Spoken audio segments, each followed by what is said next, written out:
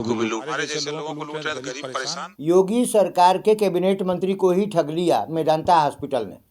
दोस्तों, ये आरोप लगा रहे हैं ओम प्रकाश राजभर जी। इसके बारे में हम बातचीत करेंगे। बातचीत करने से पहले दुखद खबर ये है कि ओम प्रकाश राजभर जी की माता जी का दुखद निधन हो गया है। हम अपने चैनल की तरफ से उनकी माता जी के निधन पर उनकी आत्मा की शांति के लिए ईश्वर से प्रार्थना करते हैं। इस बात के लिए भी ईश्वर से प्रार्थना करते हैं कि ईश्वर उनके पूरे परिवार को इस असीम दुख को सहने की शक्ति दे। अब दोस्तों, उत्तर प्रदेश में कैबिनेट मिनिस्टर ओम प्रकाश राजभर ने सीधे सीधे एबीपी न्यूज़ के पत्रकार से बातचीत करते हुए रिकॉर्डेड बयान दिया है कि उनकी माताजी को उनके बेटों ने मेदांता हॉस्पिटल में भर्ती कराया था।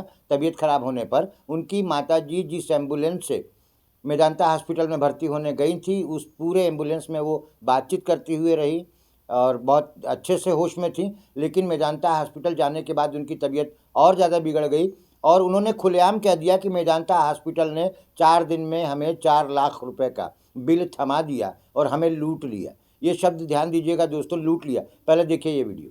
अरुण और अरविंद थे, के दोनों बेटे तो हमने कहा कि माताजी को भर्ती करा देना, ले जाके मेडिकल कॉलेज डॉक्टर भेजी गया। तो वो सब लेके चले गए मेदांता। यहाँ के लेके वहाँ चले गए मेदांता भर्ती कराए 4 दिन में वो सब 4 लाख रुपया ले लिए। होश तक नहीं आया। वहाँ बोलते हुए वहाँ से आई, बात करते हुए आई, जो साथ में एम्बुलेंस के साथ थे। वहाँ आने के बाद जब मैं आ गया मिलने के लिए तो वहाँ बेहोश पड़ी थी। आपको भी लूट, हमारे जैसे लोगों को लूट रहे हैं, गरीब परेशान। दोस्तों, आपने ये वीडियो जो देखा, इसमें साफ साफ कह रहे हैं ओम प्रकाश राजभर कि मुझे लूट लिया मेदांता हॉस्पिटल ने। उन्होंने एक और आरोप लगाया कि मेदांता हॉस्पिटल में अभी कुछ ही महीनों पहले की बात है कि किसी व्यक्ति की डेड बॉडी को वेंटिलेटर पर रख करके और उससे पैसे की वसूली की जा रही थी। वहाँ धरना प्रदर्शन भी हुआ था और कहीं ना कहीं निजी अस्पताल हमें बहुत ज़बरदस्त लूट रहे हैं। जब 4 दिन के बाद उनकी माताजी की तबीयत में सुधार नहीं आया तो वो उनको लेकर के चले गए king George medical unit Lucknow में।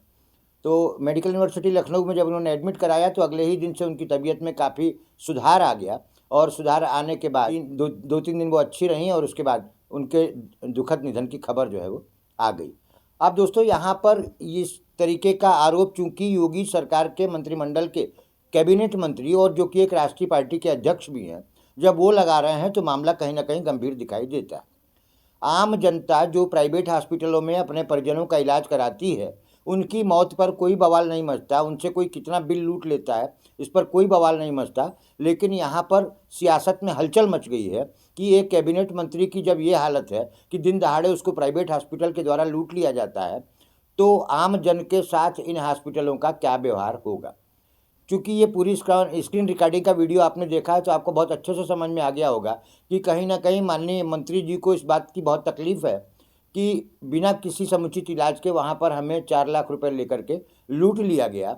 अब यहाँ पर एक प्रश्न चिन्ह भी उठता है राज्य सरकार के कार्यकलापों पर, राज्य सरकार की नीतियों पर, राज्य सरकार के संरक्षण और राज्य सरकार की अनुमति से चल रहे इन प्राइवेट हॉस्पिटलों पर। अब चूँकि मेदांता हॉस्पिटल कोई बिना रजिस्ट्रेशन का हॉस्पिटल नहीं है, उसको मान्यता दी गई होगी वहाँ पर लखनऊ में हॉस्पिटल खोलने की। लखनऊ में 5 स्टार सुविधाएं देने वाला वो हॉस्पिटल है और वहाँ पर पैसे ज़्यादा लगते हैं, इस बात की जानकारी लगभग सभी को है।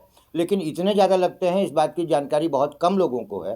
तो सबसे बड़ी बात यह है कि सरकारी हॉस्पिटल में वो सुविधाएं क्यों नहीं है जो निजी हॉस्पिटलों में है।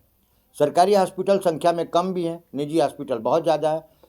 निजी हॉस्पिटल के डॉक्टरों की योग्यता पर शक किया जा सकता है, लेकिन चूंकि सरकारी हॉस्पिटल के डॉक्टर बहुत टफ कंपटीशन से पढ़ लिख करके बाहर आते हैं तो उनकी योग्यता पर संदेह नहीं किया जा सकता। लेकिन उसके बावजूद भी सरकारी हॉस्पिटल की व्यवस्थाओं पर से लोगों का विश्वास उठा हुआ क्यों है, क्यों वो बार बार जो है वो निजी चिकित्सालयों की ओर दौड़ रहे हैं और क्यों प्राइवेट चिकित्सा लिए बने हुए जो हॉस्पिटल हैं वो दिन दहाड़े नागरिकों को लूट रहे हैं, इस पर आखिर कार्रवाई कौन करेगा। और योगी जी के मंत्री के साथ ही जब ऐसा हो गया तो आने वाले समय में ये देखना होगा कि कार्रवाई क्या होगी, क्योंकि ओम प्रकाश राजभर ने स्पष्ट कहा है कि मैंने स्वास्थ्य मंत्री माननीय ब्रजेश पाठक जी को इस बात की शिकायत कर दी है कि मेरे साथ इसी तरीके की लूट की घटना हुई है। ब्रजेश पाठक जी ने 22 दिन के घटनाक्रम के बाद भी अभी तक कोई कार्रवाई नहीं की है। इस बात की पुख्ता खबर है। और योगी जी का बुलडोजर भी अभी तक मेदांता हॉस्पिटल पर नहीं चला। इसकी जांच कब होगी, इसकी जांच की रिपोर्ट कब आएगी और कब ऐसे हॉस्पिटलों पर लगाम लगेगी, ये प्रश्न है और इसका जवाब देना है आपको। हमें कमेंट जरूर करिएगा दोस्तों। मैं हूं अरियम श्रीवास्तव और आप देख रहे हैं मेरा यूट्यूब चैनल यूनिक न्यूज़ 1। और यदि आप मुझे फेसबुक पर देख रहे हैं तो आप देख रहे हैं यूनिक न्यूज़ 1। बहुत बहुत धन्यवाद।